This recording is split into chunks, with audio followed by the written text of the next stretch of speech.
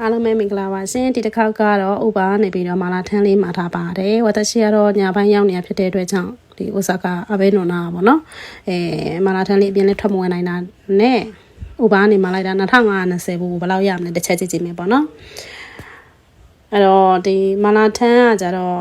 ဒီအရီပေါ့နော်အဓိကသူ့ရဲ့အတက်ကတော့အရီပဲဖြစ်ပါတယ်အရီကောင်းတယ်ဆိုလို့ရှိရင်စားလို့ကောင်းတယ်ပေါ့နော်အဲ့တော့အရီကတော့တပွဲတက်မှားတယ်ကျန်တဲ့ဒီအထက်တဲ့အစားကိုစိတ်ချင်းမှားလို့ရတယ်ပေါ့နော်အနည်းဆုံး3မျိုးကနေပြီးတော့အမျိုး20ထိမှားလို့ရတယ်အဲ့တော့ဒီတစ်ခေါက်မှားထားတဲ့ဟာတော့အရွက်မပါဘူးအင်းကအရွက်နဲ့ထည့်မယ်ဆိုပြီးတော့ပေါ့နော်ကျန်တဲ့ဒီအသားလေးတွေကျန်တဲ့ရက်တို့အဲ့ဒါလေးတွေမှားထားတာပေါ့နော်အကျော်လေးတွေဝက်အကျော်လေးတွေတို့ပေါ့နော်ပင်လန်းခုံဆိုလို့ရှိရင်လန်းခုံပေါ့နော်အဲ့တော့ဒီအထက်တဲ့အစားတော့ကိုစိတ်ချင်းမှားလို့ရပါတယ်အဲ့တော့အရီကတော့တက်စီတောက်လဲရတယ်ကျမတို့ဒီလိုပုံစံမျိုးလေးရောပြီးတော့စားလိုက်တာပေါ့နော်အဲ့တော့မာလာထန်းကိုစားချင်ပြီးတော့ဒီဥပါကနေပြီးတော့ပေါ့နော်ကိုယ်တိုင်ဆိုင်သွားစရာမလိုပဲနဲ့မှာလို့ရတယ်ဆိုတဲ့အကြောင်းလေးပြပြတာပါရှင်